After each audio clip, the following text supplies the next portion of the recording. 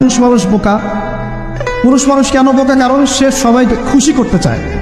সে চায় মা সুখে থাক, বোন সুখে থাক, স্ত্রী সুখে থাক, যদি আরও স্ত্রী থাকে ও সুখে থাক, সন্তানরা সুখে থাক, সবাই ভালো থাক। এবং তাদের ভালোর জন্য তারা কত কষ্ট করে, দিন রাত ডিউটি করে, অফিসে যায় আসে, জ্যাম ফেস করে, মানসিক প্রেশার নেয়, শারীরিক প্রেশার নেয়, তাই না? অথচ এই কষ্ট কিন্তু মহিলারা বোঝে না, বোঝে? সবাই বোঝে না। আছে অনেক ভালো স্ত্রী আছে, কিন্তু সবাই কিন্তু বোঝে না।